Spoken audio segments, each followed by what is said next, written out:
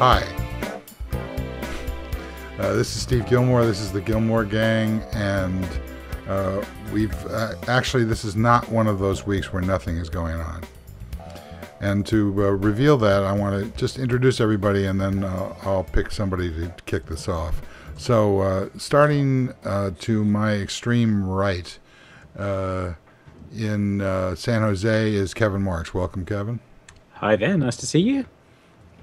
Next to him in the batting order is John Toshek. Welcome, John. Good to be here. I wish I wore my lime green shirt today. Next to him is the illustrious Robert Scoble. Welcome, Robert. What's up? What? What's up or what's up? Okay. I don't know. Who's on first? Yeah, no, who's on third? And from New York, John Borthwick. Welcome, John. Hey, Steve. We'll try and bring Dan Farber in if we can get his technical problems solved. But in the meantime, let's start with John Borthwick in New York. There's been some stuff going out here in Silicon Valley. From your perspective, is anything happening? We haven't noticed here in New York. So WhatsApp, right? So it's I think on one hand it's sort of a remarkable turn of events. I mean, I was reading something yesterday about it, and I was remembering the fact that 4.5 years ago, I remember when I think Foursquare did their first funding, and I think that they were one of the early companies that was just a pure mobile app that got real VC funding, and it was sort of the beginning of people saying, "My God, mobile apps are going to get VC funded," and now with Instagram, with WhatsApp, you could just see how big these businesses can become and how fast they can become big. So, people for some reason are not hearing anything. From me? No. From me or from others? I think the show. I hear you. Yeah, no, we're hearing ourselves. We hear each other. We're not internally, sure that but Ask the chat, please, Steve. Or I don't know what you're asking, Tina.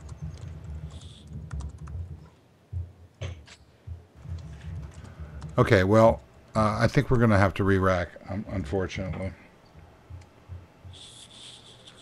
And we may have to do this. Oh, he says the audio is good now. Okay. Okay, there's no emergency. And I don't feel like editing that pause out, so we'll just leave it in. Okay. And also welcoming from his undisclosed location is Dan Farber. Welcome, Dan. Good afternoon. Okay, so now we're at full strength. We've solved our audio problem, which is that we didn't have an audio problem. And John Borthwick, can you just roll back about a third of a sentence and catch Dan up, and we'll get going here? Sure. I mean, I started off with the WhatsApp news, which I think is sort of front and center for a lot of people this week, and I was sort of framing it by the fact that I remember when there was about 4.5 years ago, VCs weren't funding pure apps, right? When Foursquare first got their VC funding, a lot of people are like surprised by the fact that VCs were getting into the business of funding apps. And so, here we are, fast forward. And, the world has changed radically, right? And I think that this is, it both makes a lot of sense, but it's also remarkable in how quickly this company's grown up and in how big it's gotten, how fast. Dan Farber, what's your take? Well, I don't know how to interpret what they paid for it, other than they paid what it took to keep it away from Google and others, and that Facebook is actually very smart in the sense that they understand that if they don't disrupt themselves, they're going to be in big trouble, and therefore to me it's very remarkable, because I really have never seen a company go from where you're building this great monolithic social graph application to where you say, we need to break this up, and we need to create these discrete applications, and we need to build and take applications like WhatsApp and turn it into something, its own unique thing, like they did with Instagram, and build basically these special places where people can go and get all their social work done and not care if they cross over to these other groups. But the big driver, Dan, the driver of that disaggregation is mobile, right? Totally. It's totally mobile, and totally that there's a whole generation of people who want more purpose-built things. And they don't necessarily say, I need to go to Facebook for everything, or I need to go to Google for everything, that they can pick and choose what they want. And especially where these things just bubble up, like WhatsApp or Instagram, they just bubbled up, and all of a sudden they had hundreds of millions of people. Right. But it's also a mobile centric thing, but it's also a thinking in mobile terms reason. The reason that Facebook didn't see this coming was because they're still thinking email terms primarily. You have to sign up with an email address, and their worldview started there. Whereas what WhatsApp did was start with the people who were moving from feature phone to a smartphone, but wanted to build on the texting that they already had been used to, and they built a pathway from that worked really, really well. And their stuff is very, very mobile phone centric, to the point where it doesn't work on a tablet properly at all. It just gives you a go away and buy a phone message if you install it on here. So Kevin, there's two threads there, right? There's the transition to mobile, but there's also the international, right? And the sort of Wi-Fi versus data plan, and these guys did a superb job internationally. I think the other piece of the puzzle, which we could talk a little bit about, I was talking to one of my colleagues about this morning, is the Chinese piece, but we can get to that later. But I think the other part is that they co-opted the mobile phone identity graph. So they've said, okay, your identifier inside WhatsApp is your phone number turned into an XMPP address, which means that if you change SIMs, you change identities. And that's a model that people understand if they've come, if they're in a country where you can change SIMs without it being locked down by carriers. But it's also a sense that you can, that the association of the person and the phone number is quite strong. Whereas those of us who've been messing around with social networks for 5 years or more have assumed that phone numbers were ephemeral, disposable things we don't care about anymore. And that was, I think that was a blind spot for Facebook and probably for the others as well. Right. And so it almost had to come out of somebody who was, in this case, Eastern European, but the country where SIM cards would become that point. But it's also the giant ball that Twitter dropped, because Twitter was here 4 or 5 years ago. When they started out with SMS overlays, the original Twitter was an enhanced SMS. It was SMS but better with group sending and so on. And then they basically dropped that on the floor up after Blaine left. And the SMS stuff is pretty vestigial now. They never really got the identity of that working very well. Well, it's a ball that Twitter dropped, but also what about instant messages, right? It's like it's yes. Well, but we're watching. They're all the players are trying to do this now, right? iMessage is trying to do this. Google, Facebook Messenger is trying to do this, and Hangouts. They're all trying to say, "Oh, right, yes, we should co-opt the SMSs too," but they end up being creaky and because they're saying, and you've got to bind your SMS address to this other identity that belongs to us, and then you get two classes of messages depending who you're contacting. They haven't taken it on board as wholeheartedly as WhatsApp did. So with WhatsApp, it's a very straightforward migration where you just feel like I can still text the same people I was texting before, but suddenly I can also send them photos and voicemails and things that MMS was supposed to do and never got right. And that stuff just works well. Right. So it's have chat conversations that aren't billed per line of conversation. Right. Robert, jump in, please. Yeah, Blake Ross on Facebook just posted, and he used to run mobile for Facebook. He said, "I can't wait for the day when the press stops contextualizing every digital acquisition using tangible household goods. Industry watchers express surprise at the price tag, which values WhatsApp at more than Elmer's Glue and the Kraft Foods Corporation combined," is what the press is saying. He asks, How many What's the times a day difference? are you pulling macaroni and cheese out of your ass pocket and sending it to your mom 1,000 miles away? If it's less than 150 or so, then yeah, your company might be worth less to civilization than texting.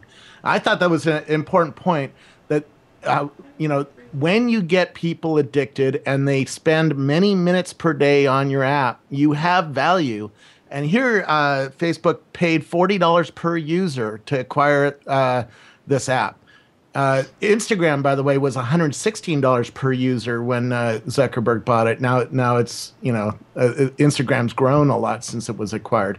But the per user cost is not that high, even if you figure in a bunch of spam accounts. Well, but you've got to denominate it in Facebook stock. So I'm not sure what fraction of the stock that Instagram was. Yeah.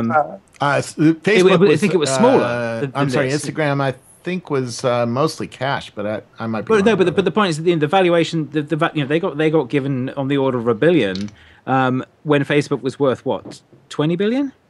Yeah. I'm not sure. Yeah. So they got like 5% of the company. Instagram got 19 billion when Facebook's worth. Well, it's fluctuated a bit, but they got about 10% of the company.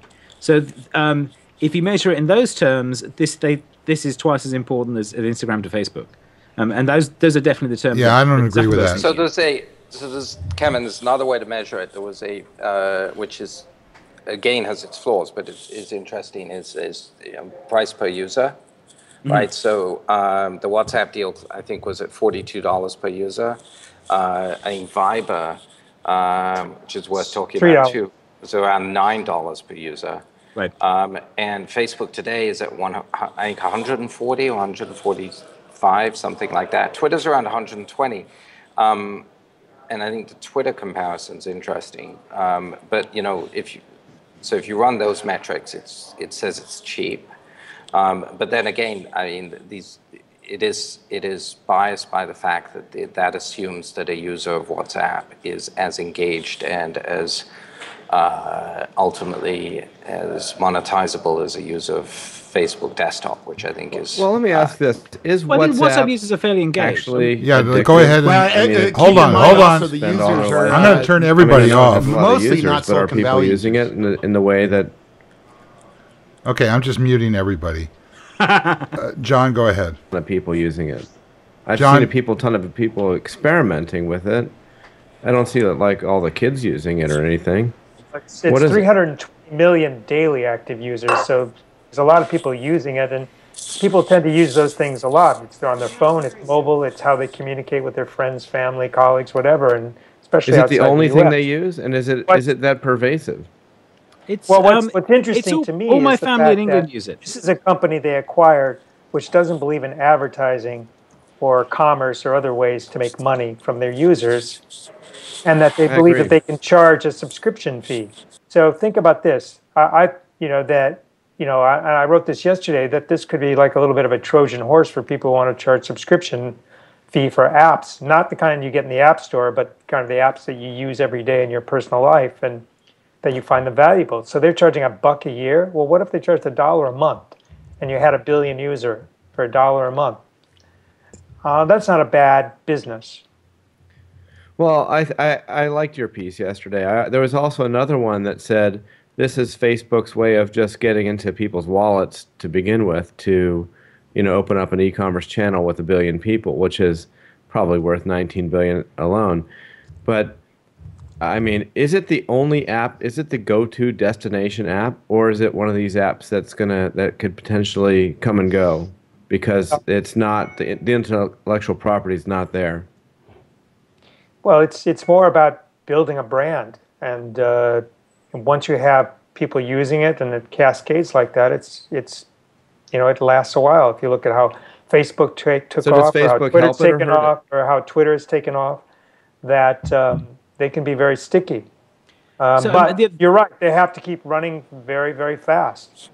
So I suspect you'll find that a lot of the users are actually incremental, because there are people who have this as their conversation base that don't use Facebook as their conversation base, certainly don't use Messenger as their conversation base. And that's, it's something when I went back over to the UK over the last couple of years, my family were all using WhatsApp to talk to each other. And I tried to use it, but when I came back and switched my SIMs, it lost all the conversations. So it doesn't work for someone like me, but it works really well for them, where they're assuming that you've got the same number for quite a long time. I need to do a little housekeeping. John Borthwick, can you hold your mic? It's rattling against your shirt or something, and it's just very noisy. That's why I've been muting you. Sorry, go ahead, Kevin. So I think, the missed part is there's two parts to this. One is that the US was really late on the texting boat to begin with. Text messaging took off everywhere else in the world before it took off here because the carriers were gouging people ridiculously with it. It took a while for them to get that straight. And then this transition has happened over the last couple of years, and it's not just WhatsApp, but WhatsApp has been the dominant one because they've been very, very focused on that very particular use case of replacing text messaging with something better, with a migration path that's really, really obvious. Whereas everyone else has a strategy tax on their messenger because they're actually trying to get you to sign up for a Facebook account or an iTunes Store account or a Google account. Yeah, I think the carriers have always looked at this incorrectly, as if they were still the monopolies from earlier on. But don't you think the carriers are a little freaked about this? I mean, they own the number, yes. But now they don't own the communication. Yes, absolutely. They have got away with the price of calls going down because they've charged so much for text messaging over the last few years, and that the number of text messages being sent is going down very, very fast because it's being displaced by these over-the-top messaging overlays that are better, and it's the combination of all of them. And they're being pushed directly by Apple and by Google with their proprietary ones that go with their phones. And by Facebook with Messenger that's coupled to theirs, but WhatsApp as well. So if you actually look at the graph of text messages sent, it's tanking. And that is a worry for carriers. It's something that they're concerned about because it was a big source of revenue for them. A big source is $100 billion. Yep. That's how much text messaging was earning those companies. So it's kind of surprising that they didn't, one of those companies, one of those carriers didn't jump in and pick up a WhatsApp. Well, how could they think of spending $19 billion? They're not like Facebook has all this money. It's like winning the free parking in Monopoly if you play it as a kid does. Where you put the money into free parking. They get all this money, and now they can start buying up all these properties that make sense for them. But it's also the mental model of Facebook. It's too regulated. But no, it's not just that. It's just the way the companies think. I spend a while working for a telco, trying really hard to get them to understand this world, and it doesn't fit their worldview. They're prepared to make investments in large amounts of hardware to do things, but they're not prepared to suddenly go and buy a company like that. This is the same problem that people have when they talk about what Microsoft should be doing. It's not that they're not smart people. It's that they don't have anything that they can actually do, and neither do the carriers. Yeah. Right. And no one carrier is probably big enough to do this. Maybe Deutsche Telekom could afford this, but I can't think of any other one. Just an audio check on Borthwick. Hi, Steve. Can okay, excellent. Now? Thank you. Better. All right. Can we jump over to China for a second? I don't know. Let's see how you do that. I just wonder that Dan Farber mentioned Trojan horse on the payment side, but I wonder how much of this fits into the Chinese strategy for Facebook. Facebook doesn't have a presence in China. WhatsApp does. Granted, it's by no means the leader in China in terms of messaging services, but it is present there, and I think that could have been part of the attraction for the Facebook guys. Well, that's always a possibility, but they're way behind the WeChats of China and the regulations there. So, and Facebook, isn't allowed in China at this point. So maybe it's a longer term bet as part of this, the whole package they got with WhatsApp. But I know that my son's in China, for example, and the way we communicate is either him going around with a VPN or WeChat. Yeah. So that's a tough country to get into right now. Okay, so we're in China now. Can we come back to we Silicon can come Valley? back, Steve. Okay, So there's been some interesting conversation with Benedict Evans. I saw him in several things, a blog post, and also on a Bloomberg report, where he's talking about basically the underlying what's going on here is this this is no longer a winner take all situation. That unlike the web, that mobile can absorb any number of players. Robert Scoble, what do you think about that? Are you there? Yeah, I'm sorry. I was. You were listening to something Well, else? I don't know. Let me give Robert a little breathing room here, because I don't understand the unlike the web. The web has not been monopolized by anyone yet.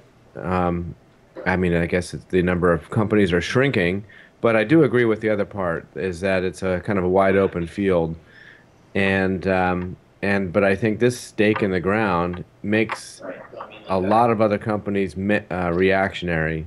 For example, it's going to be the conversation that all the small mobile application companies have.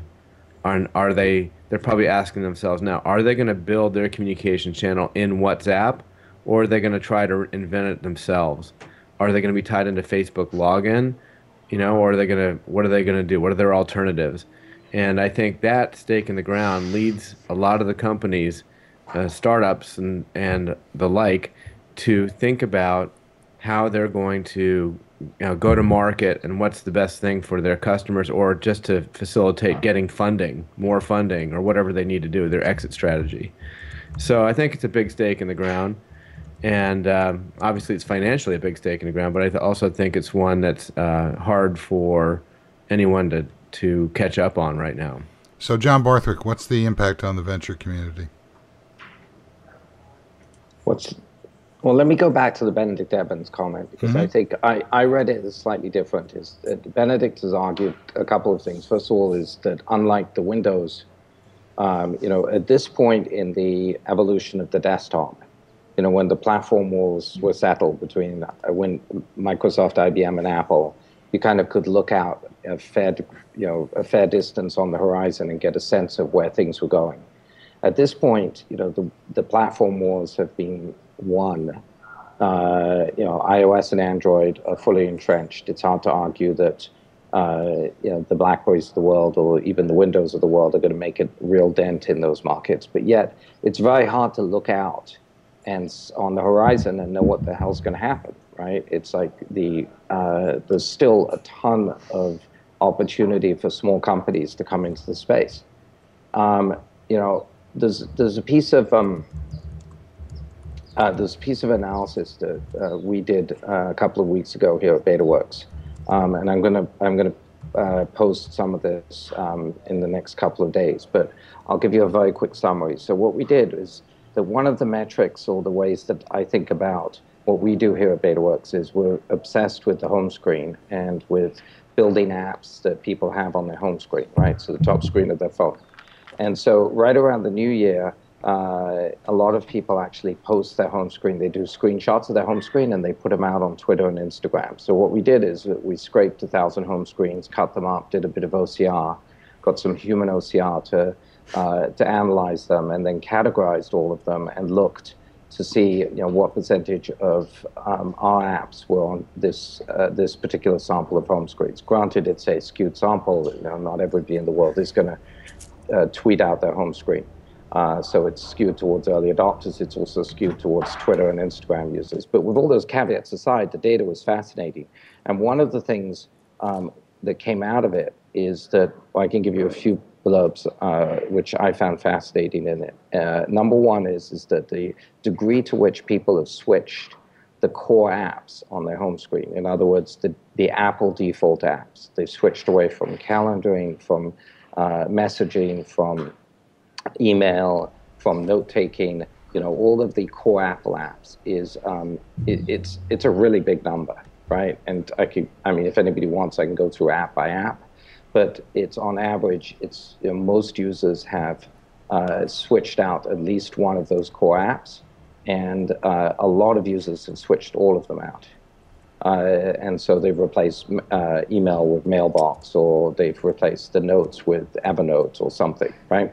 So that was one data point that I thought was fascinating. The second is that the most popular app on people's home screen is, it shouldn't be a surprise, but it's texting, right? And so it's ahead of the phone, and a full 14% of people in the analysis that we did didn't even have the phone app on the top of their phone.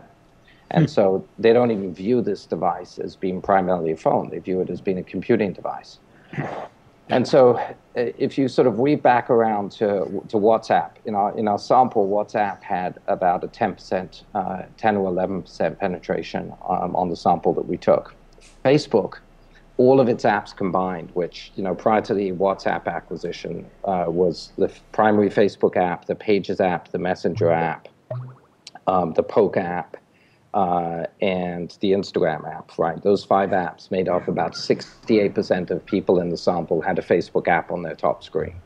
And so I think that, you go back to Benedict's essay and you think about this, the new world that's emerging. It's, and Dan Farber used the term purposeful. I mean, it's these, or purpose-built. It's these, sort of, I think about it almost like a remote control, but it's these apps that are very, very sort of single functionality. And so we're disaggregating the websites and placing all these apps on the phone. And I think that, you could see how fast Facebook is moving to do this. And then there's big people like LinkedIn, Twitter, Amazon, eBay, Microsoft, who are, missing in action here. Okay, so Robert Scoble. Did you find a generational difference, John, on the survey? So what we did is we were scraping. So Robert, we scraped 1,000 screens, right? So what we could have done is taken their Twitter handles and gotten some demographics off it, but it's hard to get exact demographics. So the short answer is we don't know. So it's a random sample of 1,000 home screens with no demographic data. Yeah, I'd love to know that, and I'm sure there's a huge generational difference. Right. And it's also a natural sample of people who are using Twitter and things to post it as well, which means that you have a bias on the textual rather than the verbal people. But yeah, huge bias there, right? It's just really, look, this is trying to understand that front screen is a really important part of how I think and what we do. It's very hard to get data on this, right? Yeah. I mean, I would love it, a feed from Apple, but that's not coming anytime soon. So you got to hack your way there. Were there games on the front screen? Was that something you saw or not? Very few. Right. Very, very few. So there's like a second screen for that, or a folder for them. Yeah. So it's what Dan Farber said. It's purposeful. It's purposeful. Our game. So our penetration on the home screen was at around 17%, which we started the year at around 3%. So I was happy with that. But we built a game called Dots, which we got about 17 million users on last year, and it was only on 2% of home screens. So my first thought was, oh shit, that's not great, right? And then I looked, and there was no Clash of Clans, there was no Candy Crush. About 1.3%, I think, had 1.3 had Angry Birds. It was right. It was low single digits was Angry Birds. I think Luminosity was there, but that was it, right? There was no other games, and so it's a game. The purpose of and do people put those in folders or on second screen? I think the answer is yes. Well, I think, as I've been expounding on ad nauseum for several years, that the home screen doesn't really matter. What matters is the notification environment. Once people launch an app, they can't be bothered with shutting it off. And as a result, if there's an intelligent notification stream coming their way, they're going to use it. It doesn't matter doesn't matter about folders. It doesn't matter about any of the usual operating system environments. So, Steve, have you tried what? What? What? What? WUT? No, I haven't. What, is it good? Does it have notifications? So what I find is fascinating, because it's one of the first apps that I've seen that literally the stream of content doesn't even exist in the app. It only exists in notifications. Oh, right. Anybody else? That's like the thing I did. Huh. What was that, Kevin? It's like the thing that I did with Twitter, yeah. Yes, it is. Has anybody else tried what? WT? Nope. Is it on Android? Is it iOS only? It's I don't know. Well, the only thing I know about mobile is as a result of observing my daughter through her closed door to her room. She appears for feeding, for announcing that she isn't going to be in touch with us for another 2 hours, and that kind of stuff. But she lives in a notification environment. Whether it's actually on the device or not is irrelevant. She doesn't do anything until somebody comes along that she's interested in talking to. She's got a small group of friends that seem to be surviving her move from middle school to high school, and they're all moving into this virtual relationship where it doesn't matter whether they see each other each day, because they're going to see each other all night on Minecraft and this other stuff that's going on. And I don't I don't take as much store in the idea of a generational shift going on here. I think that they are the first adopters of what will become commonplace. And to me, WhatsApp is it according to a document that John Toshek pointed at. I don't know where that was. It's something in 2009 where they rebooted the company. Oh yeah, that was in Wired UK. I'll put a link on the friend feed about that too. But basically, they had a mission. One of them was what Dan Farber had said before, which was they didn't want to have ads, and the second was it had to be, it's in communist Russia basically that they're doing this, and they had to be very easy to use, and so they had, as part of their DNA, they had a pair of walkie-talkies. It had to be as easy to use as walkie-talkies. It's pretty fascinating, but the big shift happened, and which is what you're getting to, is when iOS 3 had push notifications, and they decided to kind of pivot very quickly and build the whole communications around notifications plus your phone number. Right. It was at that point that everything took off for them. And, I think that model is what people are going to, realize. But the question is, I also heard something I wanted to just bring back into it. The notion that Instagram was not as earth-shaking as this deal was. To me, Instagram set up this deal. Yeah. The way my daughter uses Instagram, there was absolutely no difference in her usage pattern. She knew what Instagram was. She has numerous followers on Instagram because she posts pictures constantly, and she began to use it as a sort of Twitter replacement as that came along. What Facebook did was really, really smart, which was they did not touch it. They just bought it, owned it, and established a relationship with that crowd, and that crowd doesn't care that Facebook bought it. You say, well, you're on Facebook because that's they own Instagram. She looks at me like I'm, stupid, which I am.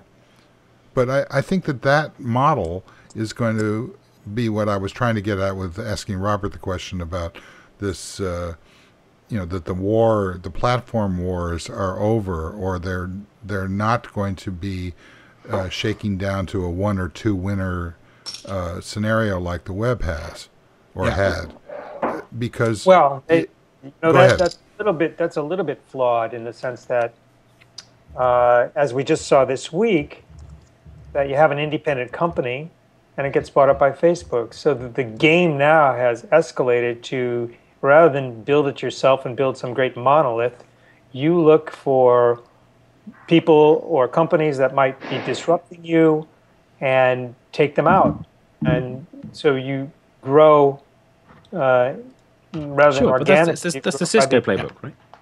Right, and that's just the way. Well, I mean, they didn't take them out. They just took them away from playbook, the Cisco playbook. It's definitely not the Apple playbook.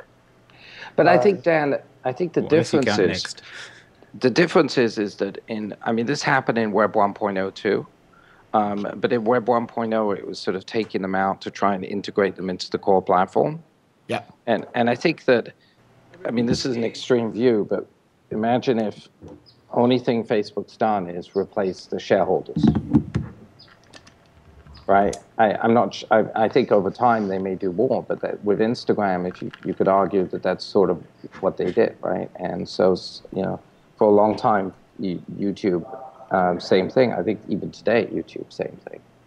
And so I think that's interesting because it's not like when AOL or Microsoft or Excite would buy something and they would try and re-architect the whole thing and sort of suck it into the plumbing of the company, the way a media company does. I wonder who else is going to get bought. If I look at my phone and a lot of people's phones, they have things like Evernote on them. That's not Facebook, and I'm not going to move my Evernote behavior to Facebook. So, but there is many minutes of usage time there, right? So Tom in the chat room said it's the Procter & Gamble model that we're seeing, where they have Tide and they have XYZ shampoo and XYZ soap and hundreds of brands all under one roof for the General Electric model. Somebody else said, I think Kevin Marks said that. Yeah, that makes a lot of sense to me. I don't think you need a winner take all, although you're certainly seeing these big 4 or 5 companies, Amazon, Facebook, Google, Microsoft, Apple sucking up a lot of the innovation. Is there a winner-take-all brand? Probably in social. It's gonna be hard not to make that case. So there's 2 bits there. So one is, this is a response to Facebook hitting Norvig's law, where they have crossed the 50% point of people who use computers, and they know that, and they need to find a new way of growing. And this is one way of doing that. The other interesting thing that I think somebody pointed out was that Zuckerberg said, and this is the way we do things at Facebook, which was like, no, this is the way you do things at Facebook once. There is one company you bought and didn't absorb into the Borg, and that was Instagram. So, and that he's saying, and we're doing the same thing with this. That is a marker, and that is saying, okay, we can buy you and keep you running rather than absorb you and shut you down like we did with the other 20 companies we bought. Well, I mean, we're using FriendFeed for the chat. They bought that, 5 years ago. It's a robot running that thing. Yeah. Yeah. Well, this is what I've called Facebook's colonization strategy, which is they want to colonize the world for connecting everyone, and anything that fits into that, they'll take a shot at, and anything that gets in their way, they'll try to run it over. That's typical corporation where they're just trying to win. Well, it's interesting that that's a Microsoft tactic, and Microsoft is somehow being frozen out of that. Well, history, there are different winners in different epochs of history. Someone made a point, though, that Microsoft is one of the companies that has a lot of money that they can play in this arena if they get off the notion of trying to do it on their own hardware. Yeah, but they bought Yammer. They didn't buy Twitter or WhatsApp or other things. Yeah, and there is a belief inside anytime you get a committee together, and Microsoft is the ultimate committee, that why would we buy something this seemingly insignificant coding wise? Because how much code went into WhatsApp? Probably not that many lines of code. I remember talking about Dig with engineers at Microsoft, and the guy was like, "Oh, we could build that in a week," and they totally missed that it's not the code that matters or has value. It's the user model. It's the user behavior. You are not going to move people off of WhatsApp easily. And that's what is valuable. And I could just hear the committee inside Microsoft arguing that we could build this ourselves. Why don't you think they'll move off easily? Because people were on. Well, they were on. What was that one that from Israel? ICQ. They were on ICQ. They moved off easily to AOL when AOL bought it. AOL moved to Yahoo. Yahoo moved to Google. Why is it so hard? What's different about this one? And I think they looked at the technology and said, we couldn't build this overnight. There's a fairly impressive server-side thing going on there. There's some good discussions on how they're supporting 2 million users per machine using Erlang on the server side. Right, it's real-time uptime notification. And there's a whole bunch of interesting clients written for a bunch of platforms that Facebook hasn't bothered with, including BlackBerry and Nokia and a bunch of borderline smartphone things, because they understood they needed to bridge out to the largest possible user base who are migrating up, and they need to bring their families. I mean, that's true, but what John says is also true, which is, what's going to stop anybody from moving off of it? They're not going to move off of it to some strategy. They're going to move off it because there's another tool that comes along that does what they want better. Right, and that is, I think that, Steve, that's the flaw if there's a flaw in Facebook's strategy, or if there's a gap in it, is that there could easily be another Instagram and another WhatsApp, and they can't buy them all systematicely, right? Yeah, but there's a lot of inertia built in. There's a couch potato phenomenon here. I mean, they're not going to lose my daughter on Instagram because it's just part. It's like it's a feature on her dashboard. I mean, that's what it is. And the thing about that a lot of commentators have suggested is that they just bought 450 million, soon to be 1 billion credit card numbers. Right. I mean, that's something Facebook doesn't have. Right. They do now. Well, they don't have that many yet because you only give them that after Candy Crush can only do so much. Yeah, so it's like half that number, but it's a decent number. Yeah. Oh, okay. Sorry, 300 million. Gee. It's a lot of credit cards. All of a sudden, they're in play, near Apple, above Google in certain ways. I mean, how many Google Drive subscriptions are there? Let's think about what Facebook has to do. Am I on, or is it? Yeah, I can hear you. I'll just go as if I'm on.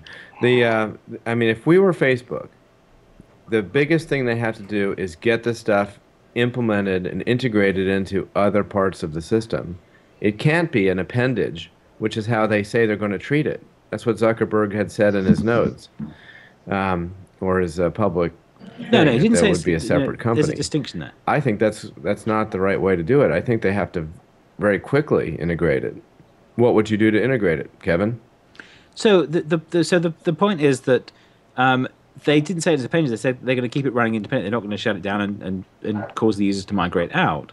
What I suspect they will do will work to bridge between these users and the Messenger users, which are, somewhat distinct user bases, and have some value to talk to each other. And working that out is going to take some work and some thought, but it's the kind of thing that those two engineering teams would probably enjoy making work. With the issue, the challenge before would have been, if we try and do this, Facebook will beat us up and shut us down because we're trying to co-opt their users, and vice versa. One of the things that happened this week was that WhatsApp sent a cease and desist to GitHub for all the people who'd built API things to get access to WhatsApp without going through their apps. That was a less reported thing that happened this week. So there's definitely a marker there to say we want you to go through our network and through our stuff. And the challenge is going to be aligning the rhetoric of the two different platforms, because WhatsApp's rhetoric has been it's on your phone, it's not on our servers. But they've still, as I said, I tweeted out at some point this week, what WhatsApp have is metadata. And next time the NSA says it's only metadata, think how much Facebook paid for that metadata. What they have is an accurate record of who people have conversations with, which is far more useful and interesting than just importing their address book. So what's the first thing you do? The first thing you do is not break anything. The first thing you do is sit down and sit the security. But they're already breaking things if they're doing the GitHub thing. No, they're breaking. That's breaking third parties. They don't care about that. The point is they don't want to break anything. That's something. No, third parties are not shouldn't be laughed at. I agree. I'm not. That's I know you're the communist. Facebook SOP.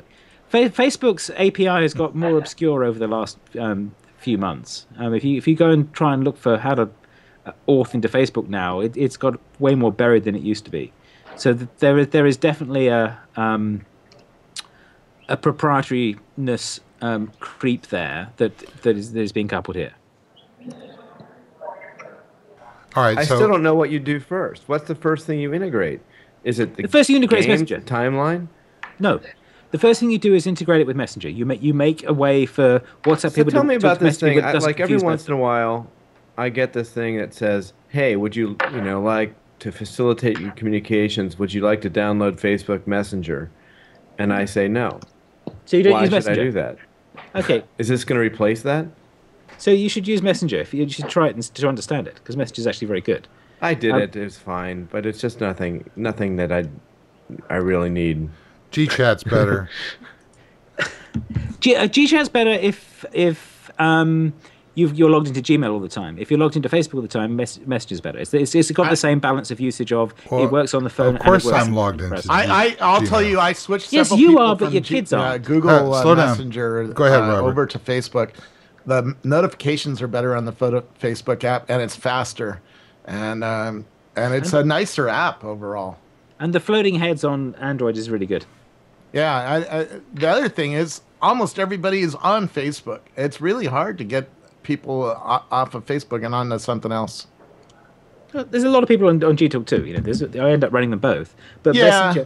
Messenger is very powerful. But overall, when you ask, 100 people, most of them are on Facebook. Yeah. Do you do your communication with work on Facebook? Your messaging with other people at work, is that taken over? No. To some Right extent. now I have a Skype chat running.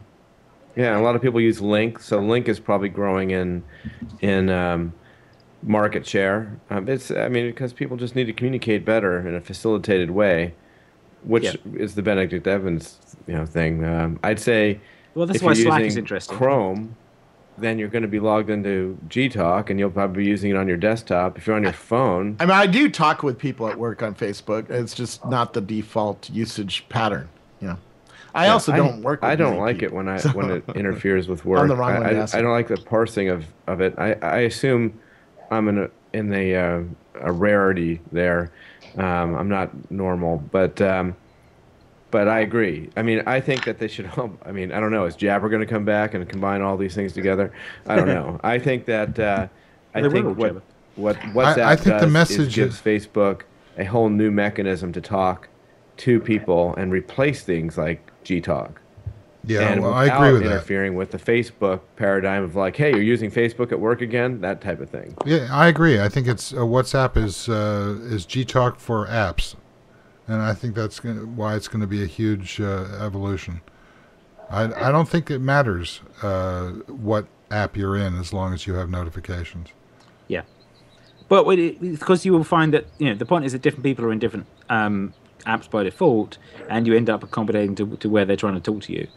And it's very hard to say to someone, can you stop talking that app and talking this app because that's the one I'm archiving. But some people do this, some people don't. And it's a question of is there like a mandated one that everyone in the company uses, or are you using a set of things to talk to a different set of different people, including customers and co-workers and so on, and you end up bridging between them? And that I think the enterprise is a different discussion.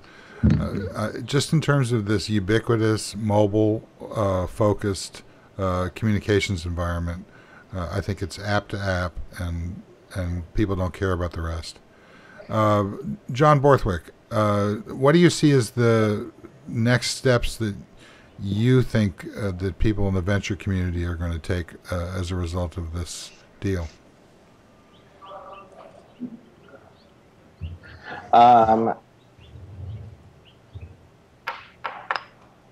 There's already what's his name stepped down, and Sam Altman is taking over one of the incubators. Yeah, Steve, I'm always hesitant to answer the sort of the VC questions because I'm not a VC, but I think that there's already a lot of capital in the business and in the market, and I think this is only going to accelerate. There's going to be more capital coming from more places. I think that the transition that's going on at Y Combinator is interesting, but I think that's a whole different set of things, which I don't really know that much about, but I don't really know anything about. But it's I think from the VC side, this is a huge point, I believe, for Sequoia, and I think they were the only big VC in this deal. And it's, yeah, I don't know what the numbers are, but I'm sure it's a remarkable return for them. Don't you think it's interesting that the reasons why they were the only people in the deal? It seems to be they played off of the reluctance to, ironically, support the kind of behavior that Facebook has been known for in terms of privacy. Well, privacy, advertising, the whole. They seem to go counter to that, and then it turned out that the payday was to be absorbed by Facebook. So by that, yeah, I think that's certainly interesting. I mean, the other piece of it, which I find really interesting, is that on a relative basis, they did not. If you look, they didn't have to raise a lot of money, right? I think that the total capital raised was around 70 million, which is certainly, I mean, that's a lot of money by most people's standard, but relative to the exit value, it's not a lot. And so, well, compared to Twitter was where are they, around 400 million now in terms of investment? I don't know, because you got the IPO as well, right? Right, so, but I mean, just in the run up to that, to $1 billion, right? It was close to $1 billion. Dan, is it close to $1 billion now? Yeah, it was close to $1 billion in the run up. Yeah, so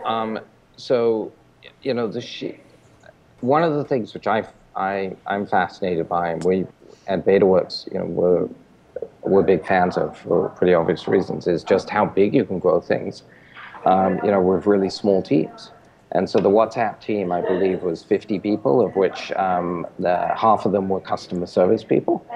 And so you've got mostly engineers, but you've got 25 engineers or so, right? And so it's if you think of that as the number of users per employee, it's a remarkable ratio, right? When Instagram was acquired, I think there were 12 people there. Snapchat has about 25 people today. And so you could see the sheer scale of these businesses that you can build. I mean, granted, as Kevin said, there's a enormous back end that these guys developed. I think they were processing 50 billion messages inbound and outbound a day. And so, there's a lot of infrastructure behind that, but it's still a small organization on a relative basis. Okay, we've answered all questions. Dan Farber, can you give me some words of wisdom? Yes, I can. P-cell. That's it? Come on. Wear sunscreen. P-cell. What does that mean, P-cell? That is former Web TV founder Steve Perlman's new company. Artist Networks just announced something called P-cell, which could turn the wireless industry upside down in many ways, in that it uses a technology that basically creates a virtual radio. They've got a new kind of base station. They send the data through these base station to a data center where it transforms things, and so that each cell phone gets full bandwidth of whatever's available, whatever the capacity of the phone is.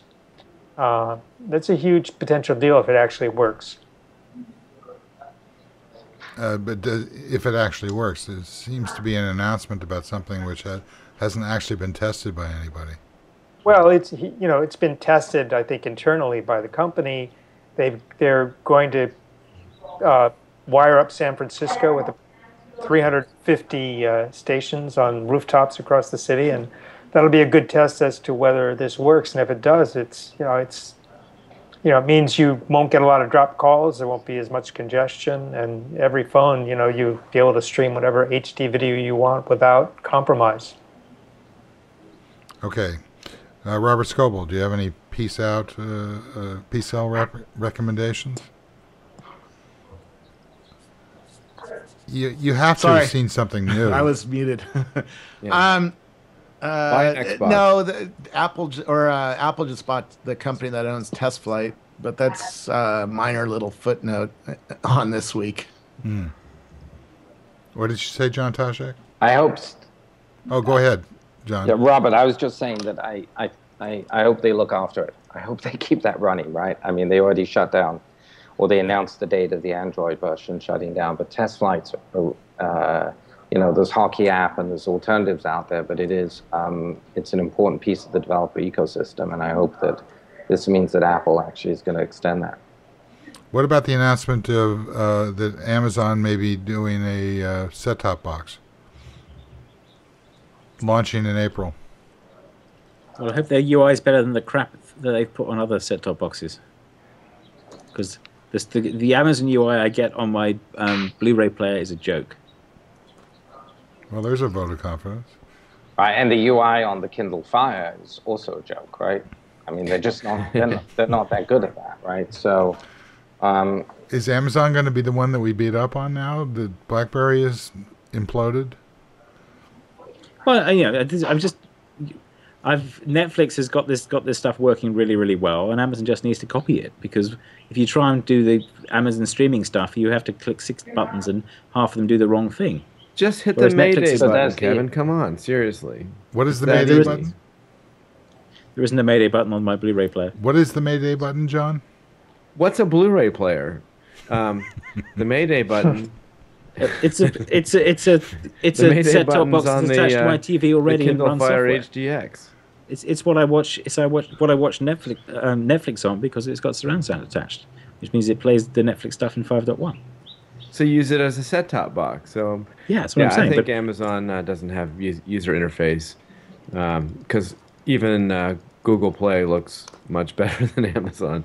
But it's already paid for. You get a lot of new free shit. Yeah, that's the reason I'm trying to use it. It's like, oh wait, that thing's on Amazon. Okay, God, I've got to fight with this now. This is really annoying.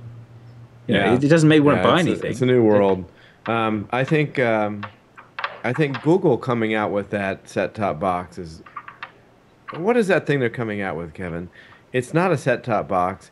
It's an ultimate communication device that sounds like it's going to take on that Cisco. Yeah, that's not a set-top unit. box. That's a separate thing. Well, what is it? What is it? Well, so they've bought 3 companies in this domain already, but they bought them originally to make their internal video conferencing stuff work well, which does work really well. I don't know if you've ever been to a Google office, use their video conference stuff, but it is really, really good. And what they've done is they said, okay, let's wrap this in a product and sell that out, because we want to actually video conference with people who aren't Google employees too. So it's a business product. It's not a consumer product, but it will bridge out to Hangouts on phones and desktops. So there's some value there, but it's not. I'm not sure it's not a mass market play. No, but it sounds interesting. Like you just put a little device down on a table and you have instantly Hangouts with everybody. It's taking on Citrix. It's taking on Skype. It's taking on all these companies. It's pretty interesting. Yeah. Well, how are they going to screw it up then? It's Google. They know how to do everything. As I say, this is something they are good at. This was something Google got right, 4 or 5 years ago internally, because they had good bandwidth, and then they had control of the conference rooms, and they always had a camera and 2 screens in each one, and you could always get screen sharing to work. And it was video conference at Google was not the ridiculous struggle it is at every other company I've been to. Okay, well, somebody's starting to get phone calls, so let's go around the table and wrap this sucker up. Start with Dan Farber, and no one-word answer, please. At least 3 sentences. 3 sentences. At least. It was an interesting week. A lot of action, as we like to say, and I think what we're learning is that. There's a great deal of innovation, and you can start a company and build it up, get a lot of users, and have a great success or not. So people just need to keep hammering away at trying to reinvent things. You don't think this is a unique moment like I do? Why not? Is this just for everybody to sit around their campfire and dream of the big, the big payday? Well, I think you have to. It's not about dreaming about the big payday. It's about transforming industries, transforming the way consumers behave. For example, I've been talking a lot about how people say, well, Apple needs to sell more phones. Well, that's great. Apple does need to sell more phones and make some new phones. But fundamentally, I think what they're working on, if you look at what they're doing with health, they're really trying to get into the health industry. They're trying to get into the transportation industry. They're trying to get into the entertainment industry. So it's taking their technologies, both the hardware and software, and trying to kind of reinvent those industries. So that's the big play, not just selling more phones or selling one app. Excellent. Let's see who's next. I can't see anybody over there, so I'll look over here. Yes, John Borthwick. So I think Dan said it beautifully. I couldn't say it more eloquently. So I'll go with something. I was going to say trivial, but it's not trivial. So Kevin Marks actually gave us the bridge and said Netflix, but he didn't say House of Cards. Who has binged? Who has watched the whole thing? No spoilers. Yep. I'm on episode 3. I've watched it all. Okay, I've done 5. Okay, good. Robert, you've done the whole thing? Yeah, Robert, I have. I've got my hand on the mute button, Robert. It's so much better this year. It's good. It went faster. I think the second season went faster than the first. But part of that's familiarity with the actors and what the storyline is. Tashek's boycotting it in favor of Teen Wolf. Yeah. I'm doing Scandal. I'm ready for the third season good. already. Yeah, I'm on season 2, like episode 20. Okay, and Dan Traber, are you binging? Are you avoiding? Where are you? I'm not binging yet, but I will be soon. Okay, yeah. It's a weekend. So your point, John? Oh, I don't have a point. I'm enjoying it. I'm on my wife and I are on about 5. I thought, how can we get off the call and not talk about House of Cards for a minute? So and also Verizon just spent $130 billion to buy Verizon Wireless away from Vodafone. That's a pretty big deal. So I didn't see, but I heard from Tina that there was some sort of net neutrality issue between Netflix and Verizon. There was just an announcement that Netflix and Comcast have arrived, or Verizon have arrived at a peering agreement. Excellent. So I don't know what that exactly means. I have to go read it. It means that they're in charge and we are happy customers. It means there's a backroom deal, basically. Yeah. Right, but there's also the DVR Comcast deal, right? Which just got nixed, which relates to Aereo and so on. So I think there's a lot of stuff going on in the net neutrality and over-the-top space. I think there's a lot there to track. Yeah, and that relates to the WhatsApp numbers for photos, which are larger than Instagram. But that's what happens when they go to video? Well, they already do audio. I said, what happens when they go to video? Yeah, they can do that. I mean, but what will happen now is they just route it through Facebook servers. Yeah, it's point-to-point streaming. I think it's going to be a big competitor to Netflix. They don't do streaming at the moment. But what they do is they do relaying. So the voice messages on WhatsApp are like voicemails that aren't actually crap, and the photos are the same. They're like little messages as opposed to a phone call. That's a great logo. Not actually crap. Yes. Registered. Okay, Robert It's Scoble. the store and forward is the point. So to wrap it up, I don't know that this means all that much in the overall scheme of things, other than clearly apps matter, clearly mobile matters. I was talking to a couple of VCs this week, and they said one thing that's already happening is everybody who's in this space is now going, "Hey, are we worth something too?" Yeah, and so. It creates Keith? weird distortions on valuation expectations amongst entrepreneurs. Yeah, I saw Aaron Levy was complaining about he only has a $2 billion evaluation. Yeah, the problem is he said, "Oh, I got to work harder." That's sort of that won't help him because he's not in the right space to have this kind of hyper valuation. You need hundreds of millions of users, and you need minutes per day of usage. And I'm sorry, Box is never going to have hundreds of millions of users, and it's never going to be the thing that we rely on all day long to talk to our friends. So I know there's a lot of jealousy in the Valley, and it's hard not to be jealous of this kind of deal, that took, 4 years to build. But it doesn't apply to everybody. And Right, but if so entrepreneurs have to stay grounded and realize that they're going to build something of value. It probably won't be $16 billion. John? Right. I was just going to bridge back to Dan Farber's point, which is I think that what you've got to keep your eye on is that Aaron is like he's transforming an industry with Box, right? And so is Drew Houston with Dropbox.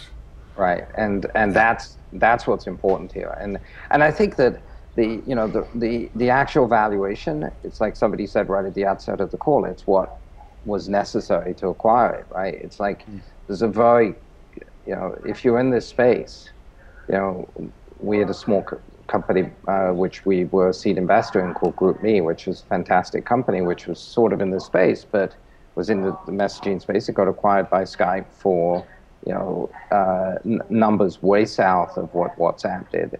I think that at a point in time, Facebook needed this, right? So it's not only the category, but it's also the acquirer for this point in time. I think that it doesn't necessarily mean that every messaging app is now worth anything close to this. Viber sold for a fraction of this. Yeah, it's, what, looking at it through my daughter's eyes, it's what sits next to WhatsApp on her desktop or her whatever. Can you send me a home screen? We can negotiate. I'll be seeing you next week. We can talk. Okay. About, I'm her agent basically. Okay. John Toshek. Yes. See, the way this works is that I'm the host, and I say, okay, here's what we're going to do now, and then I start on the left, and I go all the way around. I thought you were the and teacher, you're number and you were 4. calling my name, and I was back in the back of class chewing gum and spitting He's fallen spitballs. asleep in class again. That too. Yeah. Do you have a pithy remarks? Pithy remarks? Well, I think we covered a lot of stuff. We didn't cover the enterprise aspect of WhatsApp, and I think there's the bigger one there, and especially about facilitated communications. Yeah, okay. And how they're not being done go in there, the enterprise world. You got to realize that Robert said this is just not going to work for us. I get spammed to death on WhatsApp, and until they solve that problem, I cannot use it. And if I can't use it, it is never going to go into the enterprise. Well, that's why you need a secure, trusted environment in order to build. No, it's because you Hey, post Robert. your phone number on your website. So it's gonna Robert, why don't you come on our road show? Softball provided by Robert Scoble. Okay, so your point, John Toshek? My point is communication is a lot easier in the consumer world, and it's got to start winding its way into the enterprise world, but there has to be focus on the direct. It's got to be directed communication, and it's got to be facilitated in an easier way, and I don't think that really happens right now, and that's why people go back into using something like a social network plus email when they could basically bypass all this, and they'll get fewer users, so their valuation won't be 19 billion maybe. But they would be creating a next generation of business tools, and then once those tools are opened up, then those enterprises, which represent the brands that we use, the Procter and Gamble's or whoever else we mentioned today, when they talk to their customers, they will have a facilitated way of communicating with them, and that's the most important leap that the industry will have to make in the next couple of years. Kevin Marks. the big news for me was the Google Fiber adding cities, including San Jose, which is like, yes, please, Google, run fiber over here and let me get rid of Comcast. And I will. Yeah, we will why sign are they up for doing that in a San heartbeat. Jose and not San Francisco? Why Because why they don't we have, tried like, San little Francisco Sprint 4 towers years ago. or Dan's Peakville on top of their towers? Why don't we have Google Fiber? Because they tried Comcast 4 years ago and they couldn't get anything through the San Francisco political process because it's a complete bloody nightmare. So they're Ed Lee going, does okay, anything South Bay anyone cities, wants him to do. we work there, we can probably pad the meetings better. You know, they've said Mountain View, Palo Alto, Sunnyvale, and San Jose. It's just flat. That's all it is. No, it's the San Francisco politics are a complete nightmare. Trying to get anything done there takes 15 years. This is an Android versus Apple argument. I mean, San Jose Flat politics are versus- great, but you know they're easier to deal with. Is San Jose, say, even part of the new 6th territory, California, that's been proposed? I have no idea. Yeah, you don't even know. You're from England. You don't even know. It's we are the probably 10th like, biggest West city in the Silicon USA, Valley State. which is very hard to believe, but it's true. Okay. I learned a lot. Not just then. All right. Well, listen, this has been a successful launch of a 5-screen Gillmor Gang. I just we noticed haven't that, done this since it was audio. So congratulations and thank you.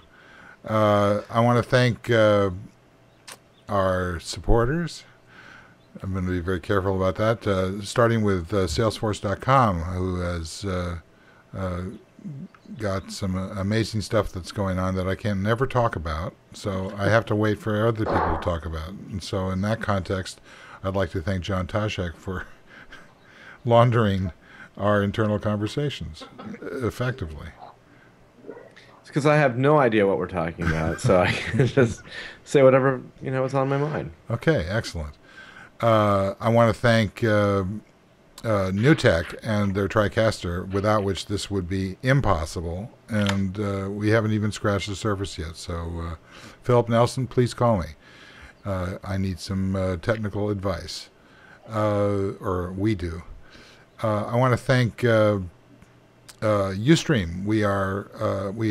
Ustream came to us and suggested that they would like to support the show, and they are doing so now, and we appreciate it, and hope that those of you who are watching, if you've got any concerns about iPad or iPod or whatever abilities, please let us know so that we can make sure that they're working correctly. I think they are, because I haven't heard any complaints.